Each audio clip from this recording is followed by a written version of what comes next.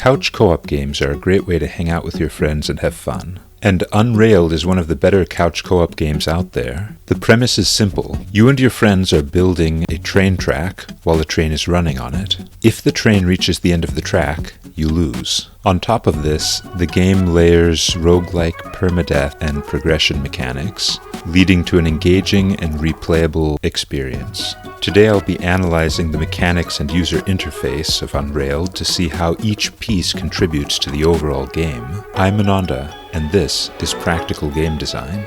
The first thing you might notice upon starting Unrailed is that the menu controls mimic the in-game movement. That is, to select a menu option, you have to physically move your character over to it. Aesthetically, this creates a sort of unified feeling to the game, where the menus and the actual gameplay blur together a little bit. But there is a more practical side to it as well. By using the same controls in the game and in the menu, it allows players to practice the controls a little bit before they actually start the game.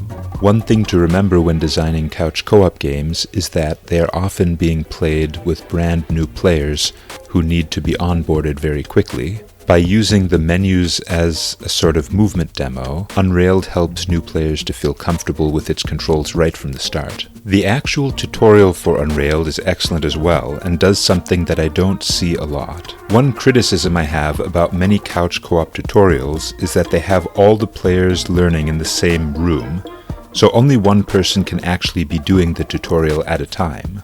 But in Unrailed, each player does the tutorial separately in a parallel room. The tutorial advances to the next step only when each player has completed the current step in their own room. This ensures that all the new players get a chance to practice the mechanics. This is especially important because Unrailed places a great deal of time pressure on the players right from the beginning, since at the very start of the game, the train is in imminent danger of reaching the end of the track. The actual controls to Unrailed are also very easy to pick up. You have one button that lets you pick up anything, and another button that lets you dash. And that's pretty much it. Rather than having different buttons for different actions, there are different tools and a single button that picks up all the tools. While you're holding a tool, you will automatically perform the associated action when you're facing the appropriate object. For example, if you pick up an axe and face a tree, you will automatically start chopping the tree. The one downside to this method is that it's a little unintuitive to players who are used to pressing a button to take an action, but once they figure out how it works, it applies to every tool in the game. This lack of an action button makes sense. There are really no scenarios in which you don't want to be using a tool that you're holding. Unrailed recognizes that this action button is not needed and gets rid of it. In Unrailed, your train has several different cars with different functions to them. You can buy new cars, upgrade existing cars, and rearrange the cars on your train. One of the cars is the water car. Over time, the train heats up and needs to be cooled by dumping water on either the engine or the water car. But at the beginning of the game, the water car and the engine are right next to each other. It doesn't take players long to realize that if they move the water car to the back of the train, then they can dump water on the train from either end. The game could easily have created the train with the water car at the back, but by presenting the players with an obvious improvement that they can make, it makes the players feel empowered and gets them thinking about other possible improvements they could make to the train's layout.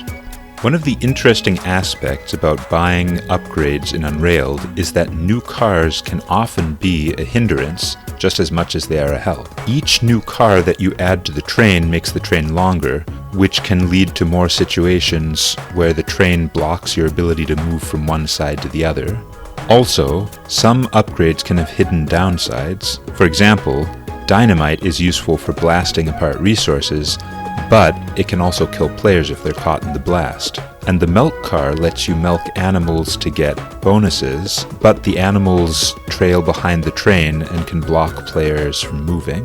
Upgrades with complications are more interesting than just strict upgrades because they make the game different, not just easier. Also, people tend to feel better about hazards that they chose themselves. If dynamite just spawned randomly on the map and started killing players, it could feel unfair. But because the players made the choice to add the dynamite car and plant the dynamite themselves, it feels fair when they fail to get out of the blast radius and have to respawn. Over the course of the game, the difficulty progresses mainly by the train getting faster and faster.